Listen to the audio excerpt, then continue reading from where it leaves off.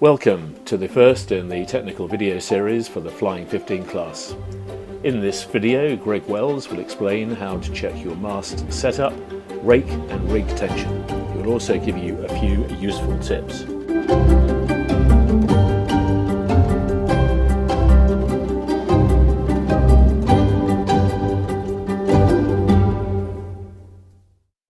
Boat tuning and setup. We're now going to show you how to measure your boat according to your sailmaker's tuning guide, and also give you a few handy tips on the setup of your boat for best performance.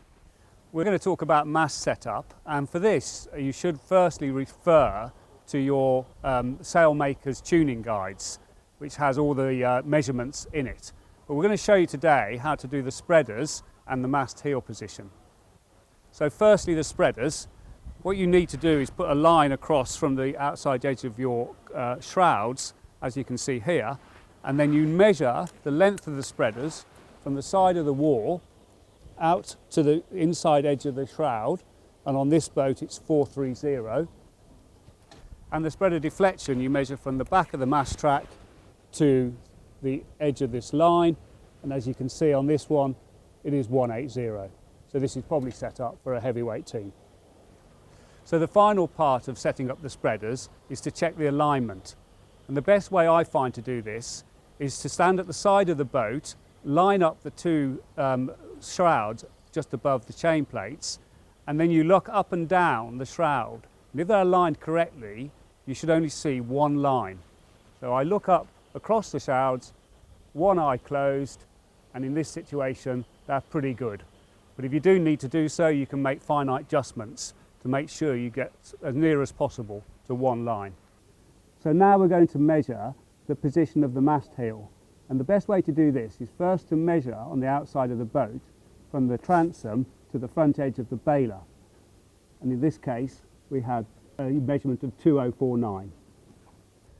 So having measured the distance from the transom to the bailer on the outside of the boat, we now measure the distance from the mast heel front bolt, so from the back of the front bolt to the same position on the bailer on the inside, and then add the two numbers together. So as you can see here, we've run the tape measure to the same position on the bailer. And then we add those two numbers together, and that gives you your overall distance from the transom to the front mast heel bolt. The next thing on the mast setup is to measure the rake. To do this, the first thing you must have your rig tension on, set at your normal rig tension, 300, 350 pounds, and the mast itself must be free to move in the gate. Then once you've done that, you pull your halyard up to the top of the mast and ensure that you have a measurement to the top of the gooseneck band of either 6 to 50 millimeters, or I actually use 24 foot 6 inches. So having done that part, you then get out the boat,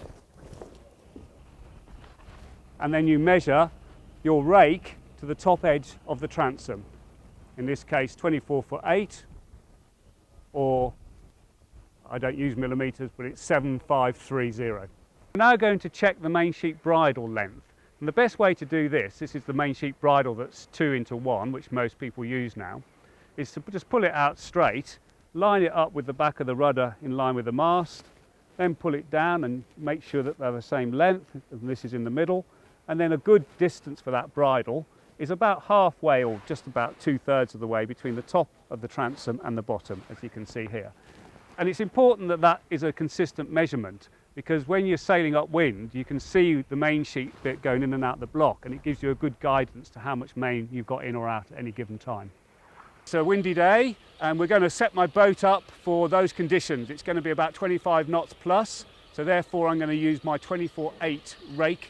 And if you look at my shroud positions, that means I go down one complete hole.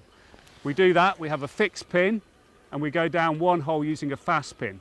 That gives the beauty of a safety in case the fast pin was to come out. So obviously we go down. I know one pin gives me my 2 inches of extra rake I need for my base of 2410. So I'll wrap that up with tape for the windy day and make sure that's secure. Having set the shroud position, the next thing to do is to pull my rig tension to my top mark. I have 3 marks, one for upright, one for medium, and then the top mark is my full 24/8 rake. And there we go. I then like to make sure and check that everything's right So I always put a rig tension gauge on just to make sure that all the numbers are where they should be. And sure enough, that is on my 28 number, which is what I use in windy conditions, using my die-form shrouds. The next thing I do is make sure that my jib luff is as tight as I can get it. A bit windy today, but you can see that I've got a really good tight jib luff for a windy condition. Okay, having set all the rig up for today's conditions, I like to, when it's windy, just go around the boat and make sure that all the shackles are tight, things are taped, make sure all the hatches are done up really tight so they don't get any leakage, and just a general survey of the boat just to make sure there's nothing that's going to come undone, because obviously in a windy day that's pretty terminal.